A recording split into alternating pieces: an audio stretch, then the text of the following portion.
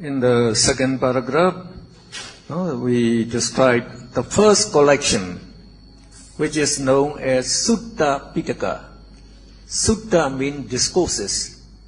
So they are not collection of the discourses that the Buddha gave to the people as well as the celestial beings in the human world. So in this, the Sutta Pitaka, the Buddha explained his teachings by using common vocabulary that we know. And so he described his teaching in the general way. Just like when we say taking 3-4 refuge and taking 5 precepts. So these are included in the Sutta Pitaka. And then the next is called the Vinaya Pitaka. So Vinaya means the disciplinary rules for the monks. So here the Buddha used his authority over all the monks to lay down the disciplines, the rules which should be abided by the monks. So they are actually the highest code of ethics, we say, the highest moral rules actually. So the monks, by observing these moral discipline, they maintain very pure morality and they become worthy of worship by men and gods. Now the third collection is called Abhidhamma Pitaka. So that is about Abhidhamma actually.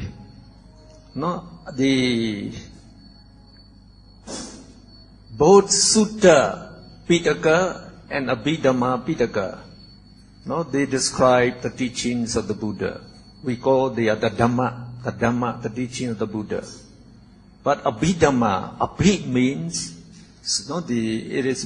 Abhid means higher, more, more marvelous, more in detail. So usually we call Abhidhamma as the higher teaching of the Buddha. So in Abhidhamma, the Buddha, he analyzes all living beings and non-living things into their ultimate components, which can not be divided any further. And he called these as ultimate realities. So he described his teaching in terms of these ultimate realities. So in Abhidhamma. So we say to understand the teaching of the Buddha in depth, we have to understand Abhidhamma. So just you learn like the Sutta Pitaka, the discourses. You would know only the general description, which is something superficial, you might say, because using only common vocabulary. But even in the Sutta Pitaka, the names of these paramattha, the ultimate realities, are present. But to understand them, then we have to understand Abhidhamma. So actually, only when we understand Abhidhamma, we really understand the teachings of the Buddha.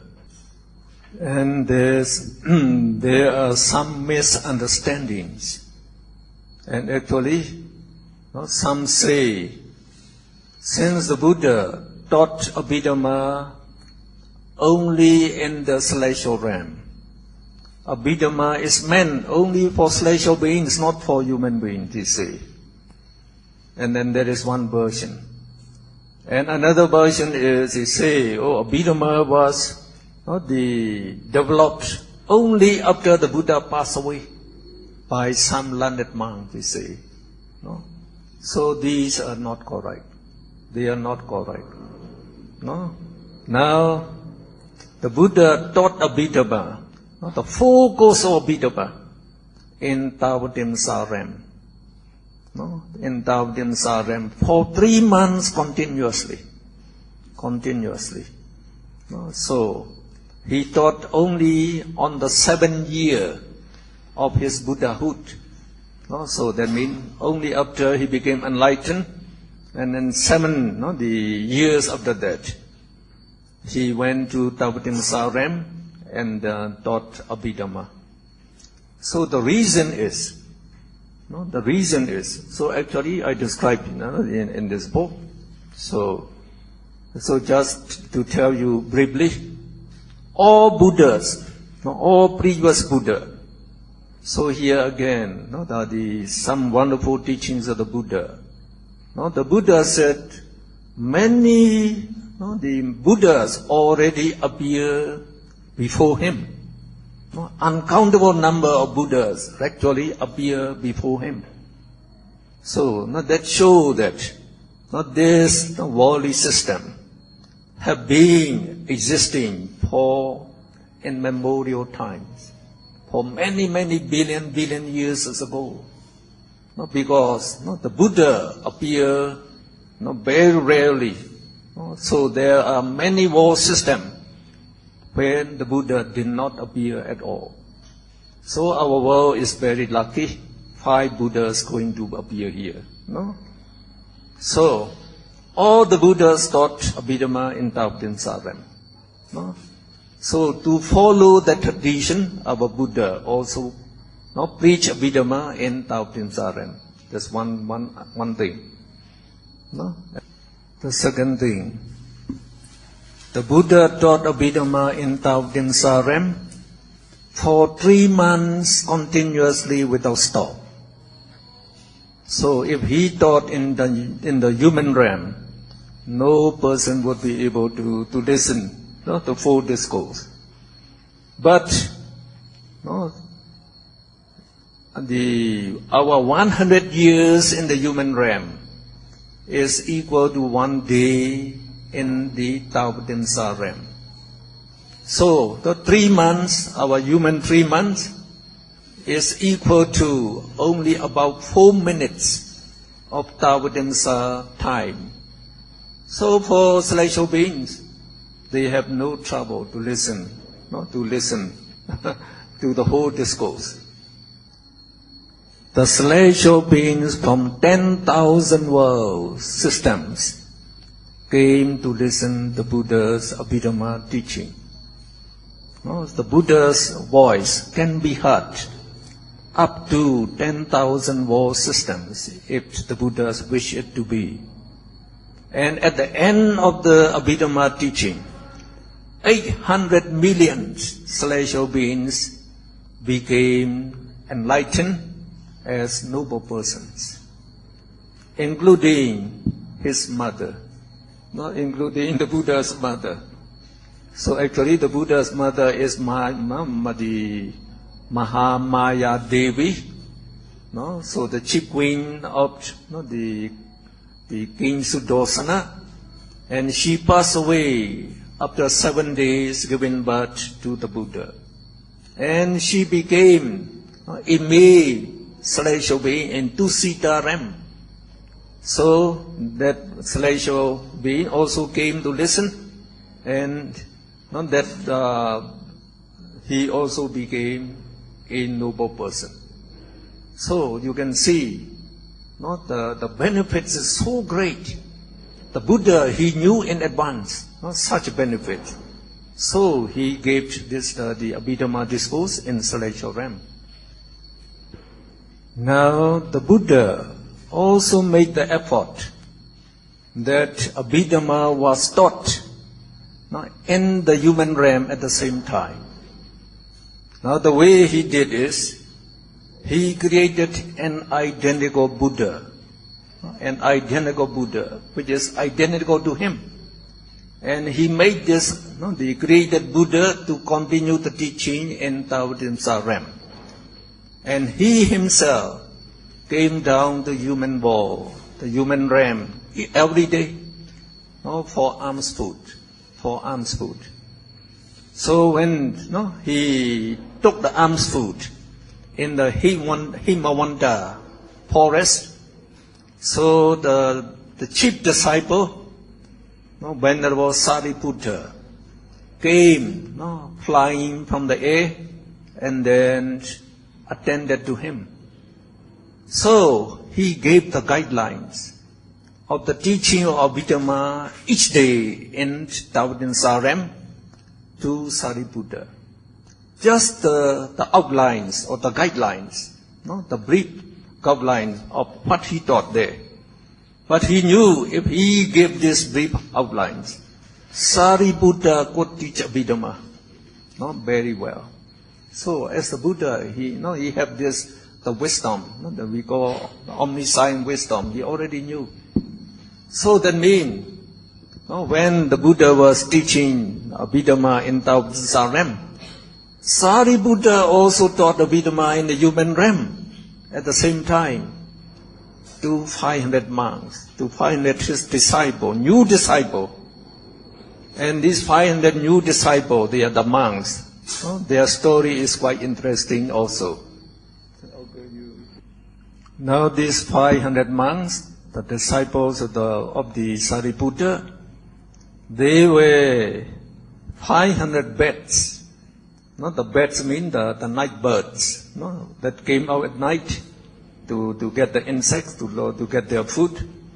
So these 500 bats, no, so at the time of our previous Buddha, that is Kassapa Buddha, no, at the time of Kassapa Buddha, these 500 bats, they lived in a cave in the Himawanta forest. And 2 monks also lived in that cave, and they recited Abhidhamma Pali every morning. So these 500 bats, the bats, they have very sensitive ears. No, they listen to the recitation with respect, though they don't understand anything.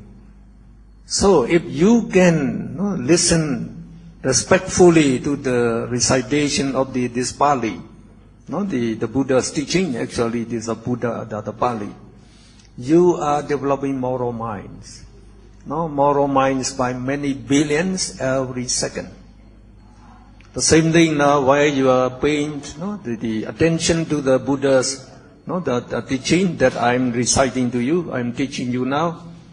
So just by listening this Dhamma teaching, you are also developing moral minds by many billions every second.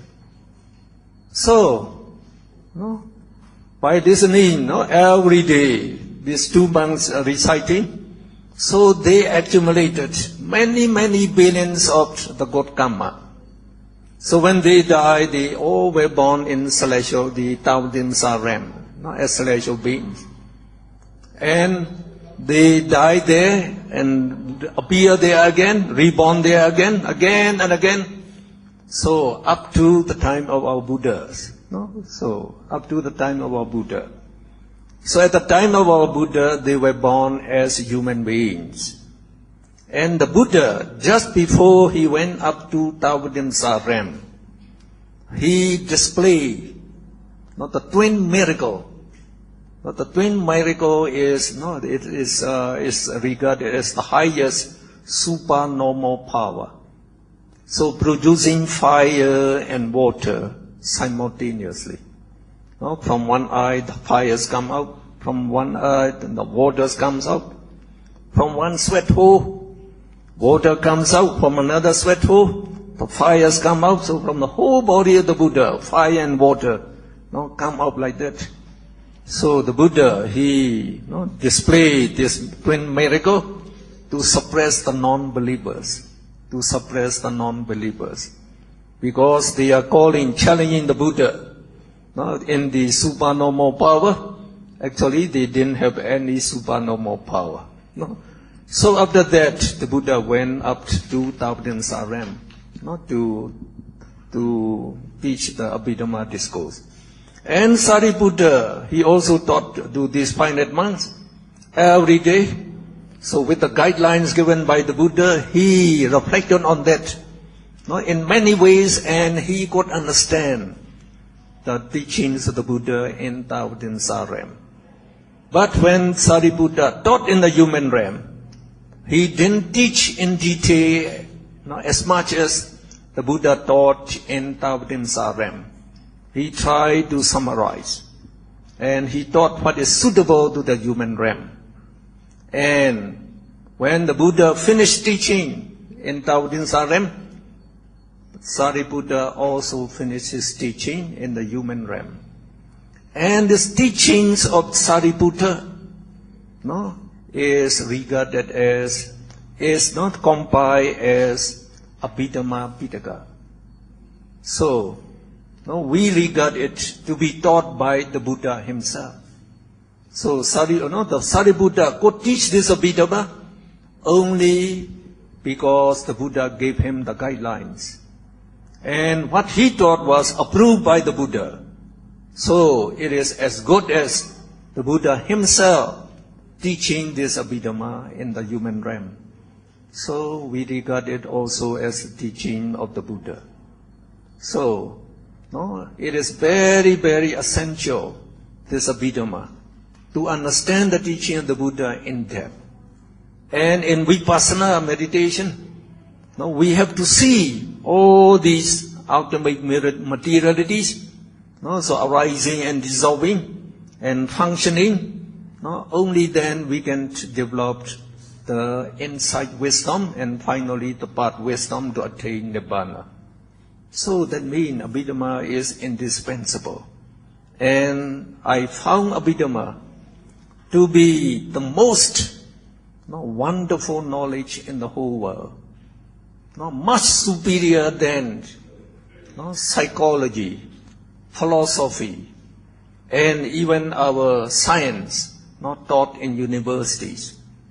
Much higher than them. Much higher than them. Because I could say this, I know that no scientists, no psychologists, no philosophers understand what the Buddha taught. Just like the mind.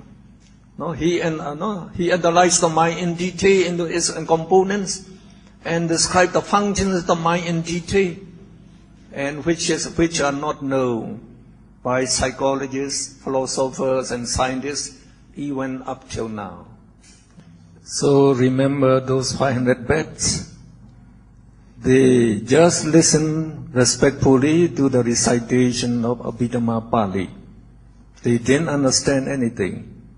Even then, they were reborn in celestial realm again and again. And as the 500 monks, when they listened to the teaching of Sariputta, they could understand. And they could understand very well the teachings of the Buddha, the Sariputta. And when the Buddha came down from Abhidhamma realm, then Sariputta and these 500 monks, they welcomed the Buddha in the human world. Then the Buddha just gave a short discourse to these 500 monks. They all became arahats. They all became arahats. So you would do much better than those beds.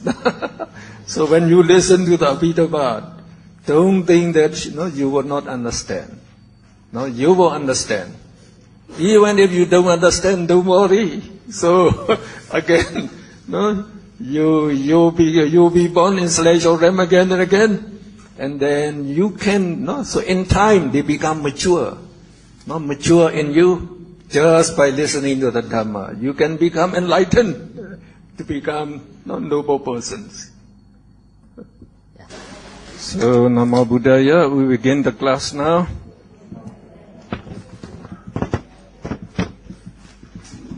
We go to page 20 to the introduction.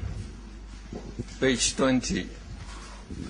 So in the beginning, we describe the 7 treatises of Abhidhamma. Abhidhamma Pitaka consists of 7 treatises. So the names are given there. So you can read if you want to.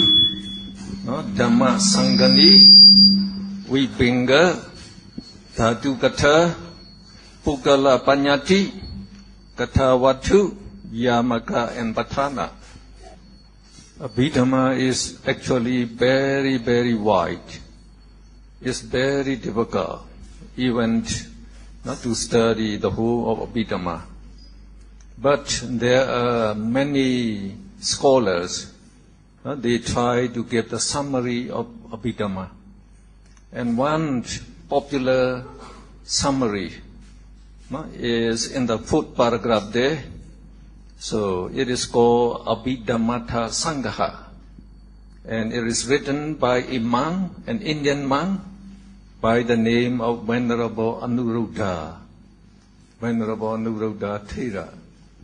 So this introduction is very, very comprehensive. It describes all the essential points of Abhidhamma. And the book in Pali is very thin actually. And we used to say it is a little finger commentary, we call it. Because the thickness is only of the size of the little finger. So in Pali it's very short, very brief. But we use this book in our teaching for Abhidhamma in Myanmar, all over Myanmar. So even the government, our government, they conduct Abhidhamma examination every year for all the people. So using this book, but not in Pali. We translate it into Myanmar language.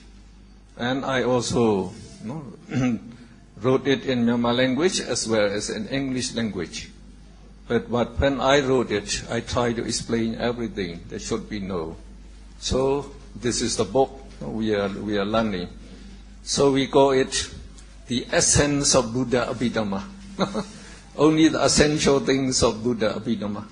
But even we know this book about this much, we know all the teachings of the Buddha, all the important teachings of the Buddha comprehensively.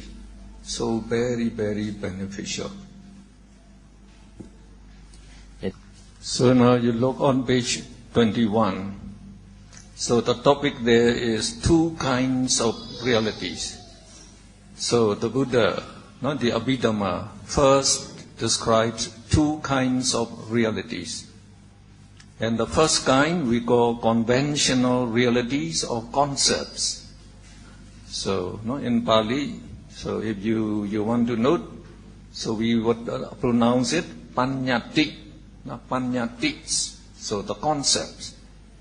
So these conventional realities, so you can read there, all living beings. And inanimate things mean non-living things. And the names given to them are all conventional realities. The beings and the things seem to really exist according to our sense perception. Actually, we all believe that all these living beings like man and the animals really exist, and the non-living things like the houses, the buildings, the tables really exist. That's what we think. We also give the names to them. So when we use these names, we believe that the objects or the beings referred by the names really exist. When we say, today Dr. Mehm taught a Abhidhamma class in Taman Alam Rubini. So you think, Dr. Mehm really exists. You can see me, you can even touch me. So, and the Buddha said it is only conventional reality. Not that what all the people believe that we really exist. And later we will see they do not really exist in the ultimate sense. Though we think the chair to really exist. Now if you just take out the parts, you take this board away and this another. So if you take the parts away, the chair disappears. Like the table, if you take the legs and the plank away, so that the table will disappear. Like the houses, if you take the walls away or the roofs apart, then the house disappears. Now, like living beings, like Paul say, you say Dr. Bond really exists. Please show me who is Dr. Bond. So you can even come and say, so this is Dr. Mon, you say. So these are just the clothings. Now if I put it out, they are not Dr. Mon. So if you come to say, oh, this is Dr. Mon, you say this is Dr. Mon. You mean the hair, the skin, Dr. Mon? So if I raise it, the hair is just the hair, not the Dr. Mon. No? And then the Buddha said, a person can be divided into 32 parts. So he say, the head hair, the body hair, the nails, the teeth, the skin, the flesh, the bones, the sinews and the muscles, intestines, and then the heart, the livers, the lungs, etc. So if you just break them apart, so the man disappear. The man disappear. And these parts, actually, they do not exist in their own right, actually. Because when we cremate a corpse, everything is burned, even the bones, they burned, and then only the ashes are left behind. So if you throw these ashes in the ocean, everything disappears. So in that sense, the Buddha said, living beings and non-living beings, they do not really exist in their own right, in the ultimate sense that we say. Now we go to page 22. So in the second paragraph there, you can see the two names in bold type, King Milinda and Venerable Nagasena. So King Milinda is a very, very learned king, and I think he is a Greek king, during in Afghanistan. So at that time he was ruled by the Greek council, the kings there. And Venerable Nagasena is an Arahat. He is more learned than the king, actually. So when they met in the kingdom of this King Milinda, so they have a conversation. So the king asked the monk, by what name should I know you? So the monk answered, well, my companions, they call me Nagasena. But Nagasena and the person referred by the name Nagasena do not really exist. Then the king said, well, if you and Nagasena do not really exist, to whom the people offer food and offerings. Since you receive this offering and you use them, you must really exist. Nagisa must really exist. Why did you say a lie in spite of your monkhood? Now the monk asked the king, Your Majesty, how did you come to this monastery? Did you come on foot or by chariot? So the king said, I came here by chariot.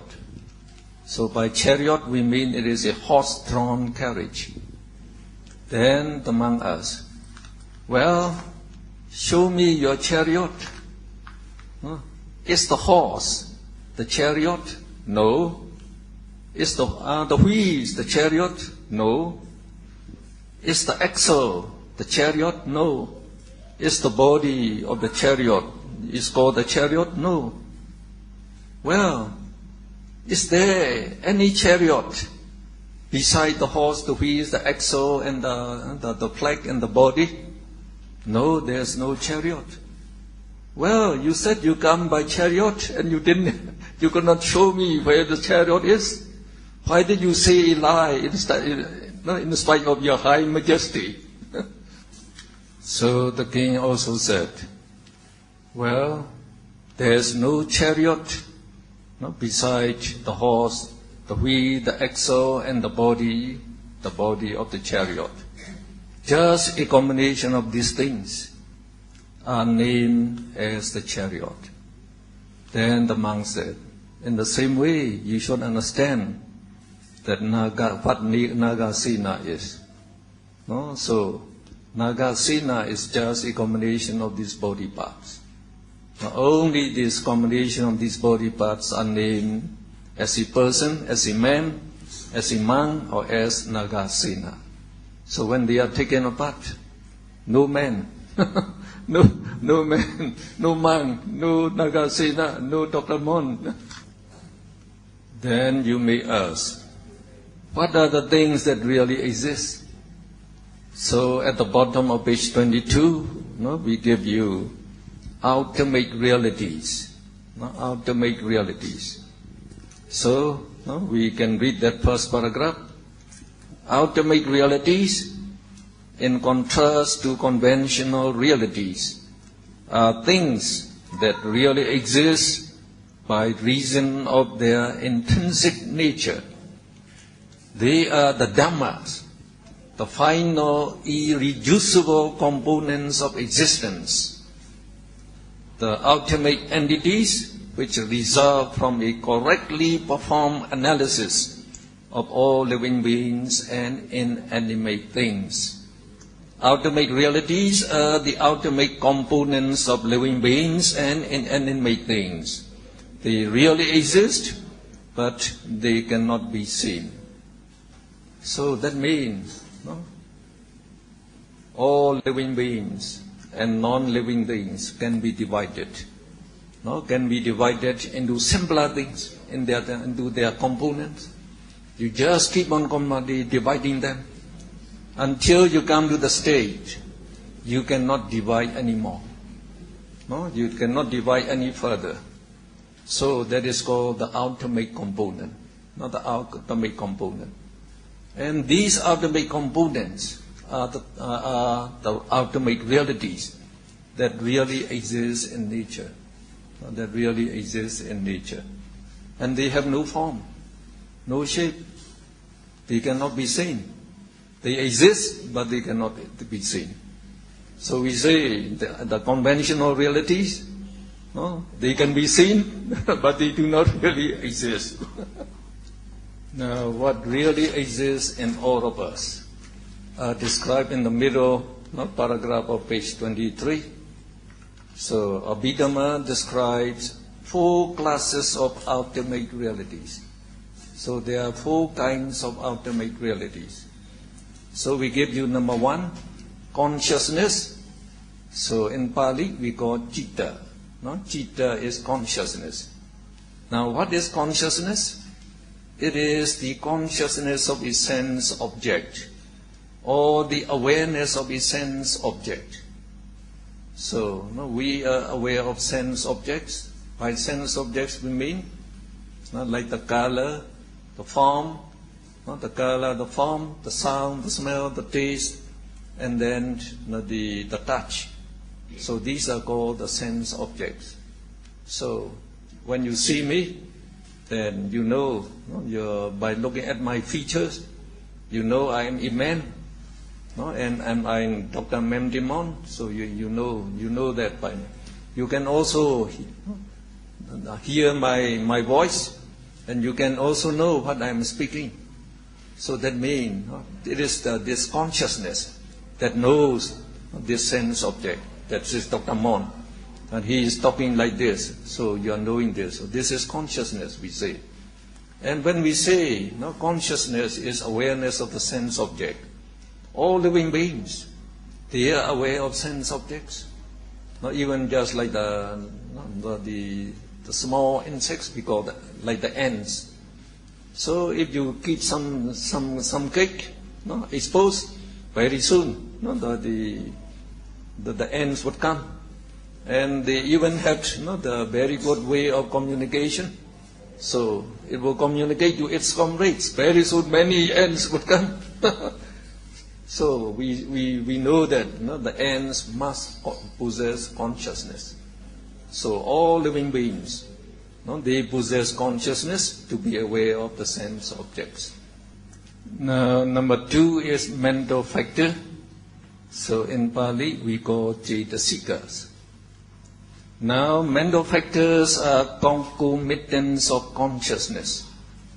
Now, you should understand this word, concomitant. Concomitant means the things that arise together. So the mental factors, they arise together with consciousness. No? They arise together with consciousness. And they depend on consciousness for their arising, and they influence the consciousness in several ways. So actually what we call the mind is a combination of consciousness and mental factors. No? So the Buddha, he analyzed the mind, not the mind. So not this mind, no? The mind that exists in us, that exists in animals, and the minds that exist in the celestial beings. No, they are the same. They are just combination of consciousness and mental factors. Just a combination of consciousness and mental factors. Now these mental factors, there are 52 kinds of mental factors. And these, all these consciousness and mental factors, they don't have any form, any shape. No, any form, any shape. And they arise and dissolve very rapidly. They are arising, dissolving very rapidly. They arise and perish, arise and perish. They arise because of the causes. They are the causes that give rise to them. And soon after they arise, they dissolve. No, they dissolve. So, they have no form, no shape. So, that's why the mind cannot be detected by any science instrument. Up till now, like scientists and psychologists, they don't know what the mind really is.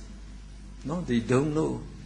So when they don't know the mind, they say, oh, the brain is functioning as the mind, they say. No, so that is not correct.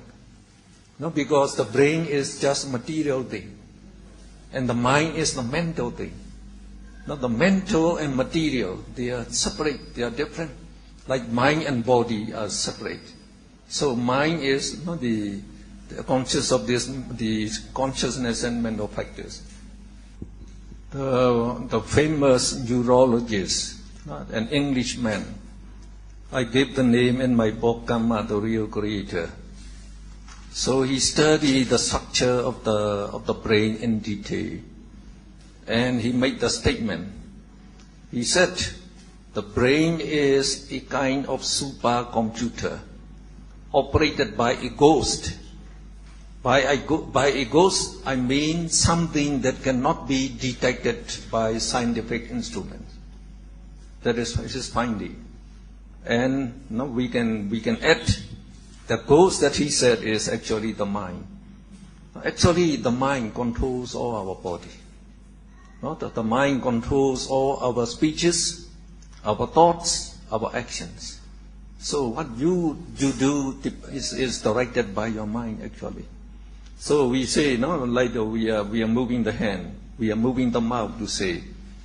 So now like science they say, oh, the brain gives the command that the muscle will move the hand.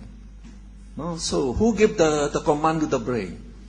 So now, if the mind does not give the command, so our hand do not move. They just live like that. So only when we want to move, so we can move it. So that means the mind is giving the command to the brain, that moves the hand. And in meditation, actually, you can see the mind produces materiality. We call mind-born materiality. And that materiality actually moves our hand, moves our mouth. So everything is controlled by the mind. So the whole world is controlled by the mind. The mind is the most important thing. And as I told you, no learned person, no psychologists, no philosophers, no scientists know about the mind. Now the Buddha, he will describe about the mind in detail. Now at the bottom of page 23, we describe 6 mental factors. So to tell you what are the mental factors, so that you would know what mental factors are. So No? So you can read now so we describe the Pali name in italics. So in this book, all the Palis I describe in italics, so you can differentiate it. So the first one is Lopa. We already know it in this morning. So Lopa is greed, craving, and attachment. So this Lopa, actually, it influences most people. Most people are under the influence of this Lopa. We are under the influence of this Lopa. This Lopa, since morning till night, always influences the mind, and by that influence us to get this, to get that, to get this, because greed. So it has a craving or desire for sense object, beautiful sense object. So for good food, for good tea, for good drinks, and then for good movies, for good entertainment, and then since money can buy these sense objects, so the greed also wants to get money. So we say, how much money would be enough for you? So the Buddha said, the whole wealth on earth cannot satisfy one man's greed.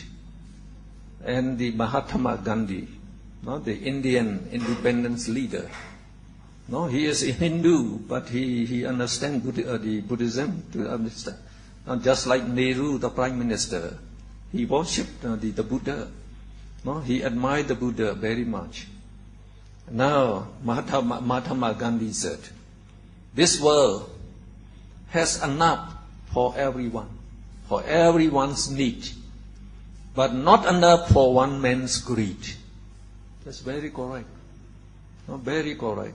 So if we all live together just like brothers and sisters, and would share whatever we have together, we have enough, but not enough for one man's greed. Not just like the emperor. They like to get the whole world. So that is greed. So we are under the influence of greed all the time. We don't know. Not just like in Myanmar. This Lopa is a Myanmar word. It became a Myanmar word. And the same thing with the next two, dosa, moha. But I don't know whether you have this in Indonesian words. You don't have. So now you know why everybody is very greedy, to get so much money. So as the greed will never be satisfied, however much you get, you have to walk the whole life. So people are walking the whole life. Though they are very rich, they cannot stop. So they cannot meditate. And they don't know, because of this greed, after death they will be born in the woeful state. In the woeful state means in the woeful abodes, woeful abodes. There are woeful abodes, animal world, and the hungry ghost, and we call the demons. They are the bigger ghosts, and hells. So these are the woeful abodes. The next word is dosa, anger, hatred, ill will. Now you all are smiling. It seems you are all very good-natured. But as soon as mosquito bites you, what happens? You get angry and you smash it. You smash it. So why do you get angry? So it is anger. The Buddha said this dosa arises in your mind, you get angry. So this when you become angry, you become blind. You may even kill your lovers and yourself. Actually, So the dosa is the most destructive element, the Buddha said. And the next word is moha. We call ignorance or delusion. So when we say ignorance, we are ignorant of the true nature of the sense objects. Just we said, living beings and animate things really exist. That's what we think. And we see like that because we are blinded by this ignorance. We are blinded by this ignorance. We cannot see the components. We cannot see the components. And we cannot see the ultimate component that we call the ultimate realities, which are arising and dissolving very rapidly. And it is because we are blinded by this moha. We do not know our past existences, and we don't know what will happen after death. That means we don't know the future existences. And again, it is this moha, not that blinds us. So when it blinds us not to see the true nature of sense objects, we get the wrong vision. No, not the true vision, the wrong vision. So we say, oh, no, men, women, no, really exist. Oh, no, those men are very handsome. Oh, those ladies are very beautiful. No? So when you see like that, so no, you enjoy watching the movies, no, the concert, etc. So you want to get these beautiful things, beautiful things. So that is the greed. The greed wants to get them because the moha gives the vision that it is beautiful. So actually, no person is beautiful. So, but when you learn Abhidhamma, so many of your ideas becomes not correct. You can see. You think you are most beautiful in the world. You are most beautiful in the world, you think. So the Buddha said, nobody is beautiful. So you take even the Miss Universe. Miss Universe is regarded to be the most beautiful person in the world. No.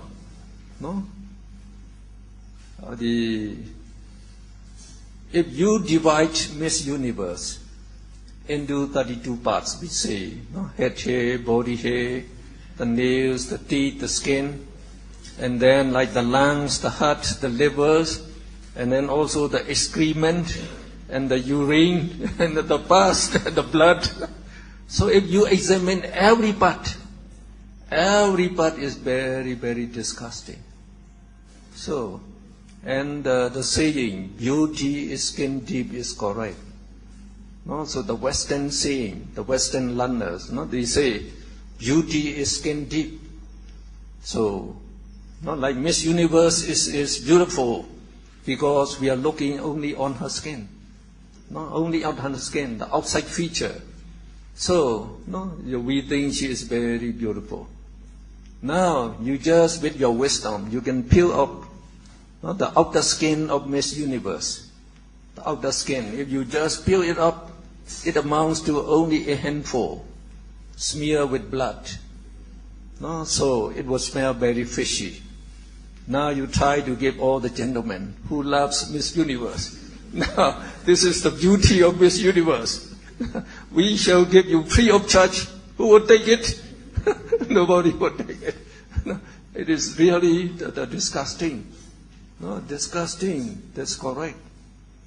So when you can see in this way, as taught by the Buddha, then everybody is disgusting. It's disgusting. And then we will describe later on about how the ignorance, the blindness not to see this consciousness and mental factors, they are rising and dissolving very rapidly, we say.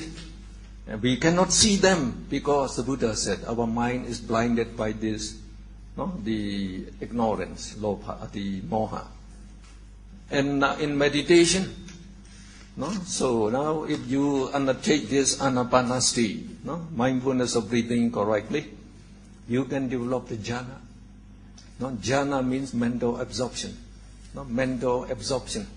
Your mind remains absorbed in your meditation object for 1 hour, 2 hours, 3 hours. Then you experience the greatest joy, the greatest happiness in your life, in this present life. Now at that time you can see your mind. So the Buddha, when he taught about the mind, it is not only theory. He also shows the way, the practical, how you can see yourself, this mind. The mind and the mind is made up of conscious and mental factors, and they are arising, dissolving very rapidly. Now you please look on page 24. We describe 3 beautiful mental factors. So the first one is alopa. So in Pali, if you just put a in front of lopa, it becomes alopa, and it becomes the opposite of lopa. When we say lopa is greed, greed, desire, crave, and get attached to those beautiful things. Now when you come to alopa, we say greedlessness, no greed, and no attachment, no attachment to your wealth. So you can give away your wealth freely. So we say like almsgiving. For example, our patron, we should say, the Tongario Angkasa, he spent millions of dollars to build this pagoda and all these buildings, and now today providing us all the food, all the things, all the books. So this is because of greedlessness. Greedlessness. So usually we are living under the influence of those, the 3 evil mental factors: lopa, dosa, moha, greed, anger, and ignorance. We are just living under that. If we don't study Abhidhamma, we shall not know what is good and what is bad. Now greedlessness is good. We call generosity also. The next one, dosa, is the opposite of dosa. Dosa is anger, hatred, evil, we say. Now dosa is hatelessness, no anger, and no evil. So we say it is goodwill. And when you have the goodwill, and you can control your anger, even if somebody insult you, you do not get angry. So if you do not get angry, we say you develop tolerance, forbearance, patience. So that tolerance is a very beautiful mental factor. It's also adosa. And again, this adosa, when it looks like the living beings, it wishes all living beings to be free from danger, free from mental pain, bodily pain, and then it wishes all living beings to be happy and well. Then we call it loving kindness, metta in Pali. So it is also adosa. So adosa is very beautiful. So if we can develop them, we shall be very happy, and you will be the most beautiful person if you can develop this adosa. The next one is amoha. It's called wisdom or knowledge. So it is the opposite of moha, which blinds us not to know the real nature of sense objects. In the case of wisdom, it helps us to see penetratively the true nature of sense objects, to know what is good and bad, and to know the right thing to do in this life, and also to develop the wisdom, so that by the high wisdom we call the path wisdom, they can eliminate those lopa, dosa, moha totally. So by developing wisdom, then we can become noble person and join Nibbana right away in this life. Now you look the next 2 paragraphs, they are quite important.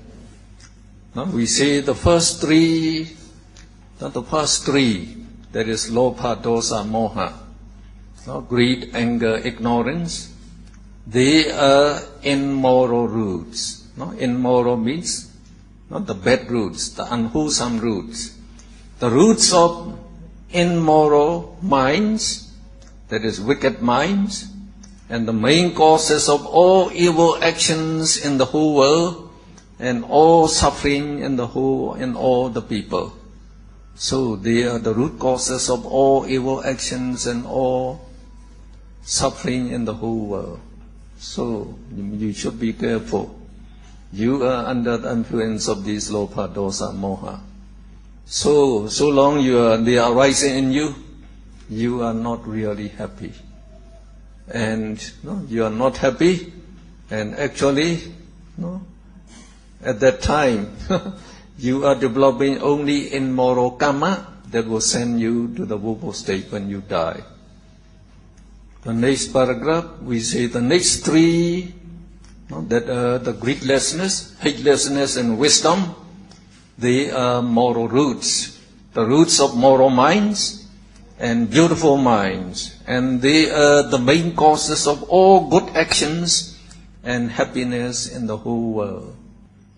So these mental factors are our good qualities and bad qualities. When we know these bad qualities, we can suppress them, not to arise in the mind, not to arise in the mind.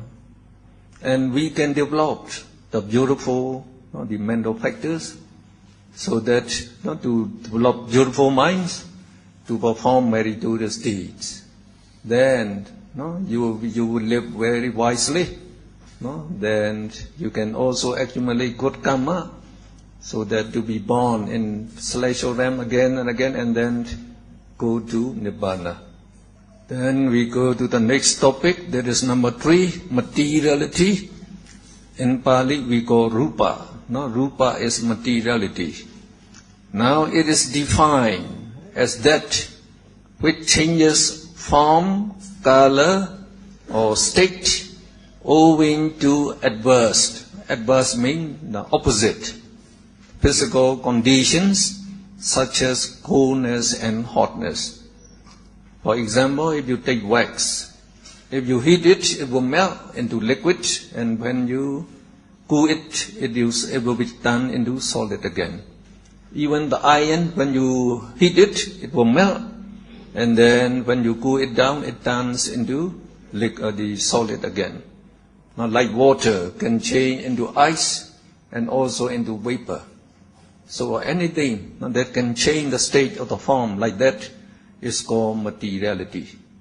Now, the Buddha, he described 28 types of materiality, so which comprise 4 primary elements and 24 types of derived materiality.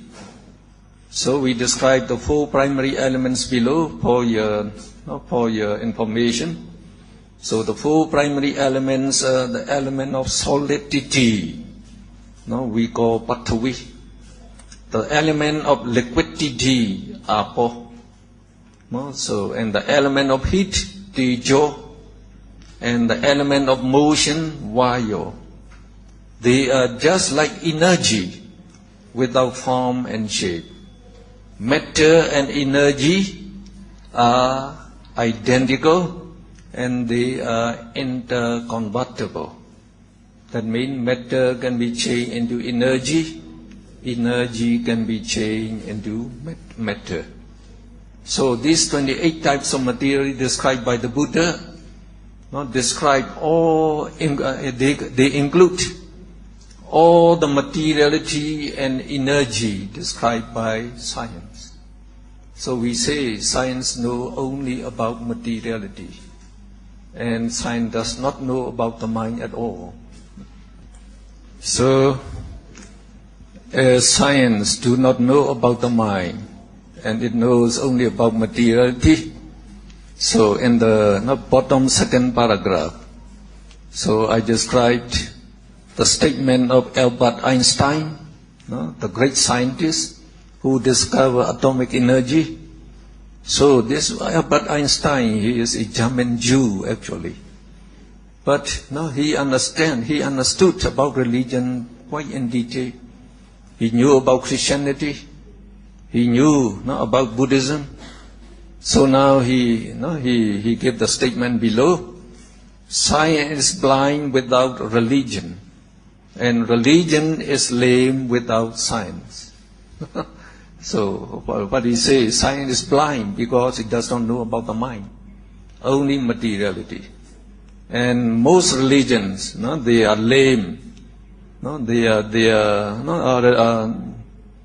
Religion is lame without science. And now the next paragraph.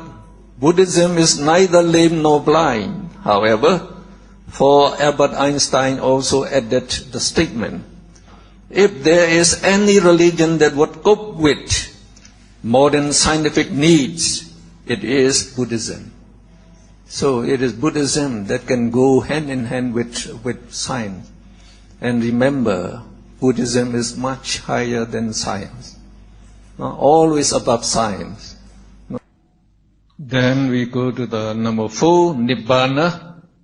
So Nibbana is given the meaning, eternal peace and bliss. Bliss means great happiness, great happiness. So Nibbana is actually the goal of Buddhism, the goal of Buddhism. Now, it is eternal peace and bliss, which is realized when the causes of all suffering and the worldly fires of greed, anger, and delusion are totally eradicated. Eradicated means totally eliminated. So we just told you, this anger, the greed, anger, and ignorance, they are the causes of all suffering. All suffering. So if you can eliminate this greed, anger, and ignorance totally from your mind, then we say you will realize Nibbana. You can enjoy the unique peace and happiness of Nibbana right away in this life. Even in this life, if you meditate very well. So with the understanding of this Abhidhamma, then you can do it, you can attain Nibbana. On page 25, so there you can read the extinction of greed, the extinction of anger, the extinction of delusion. This is called Nibbana.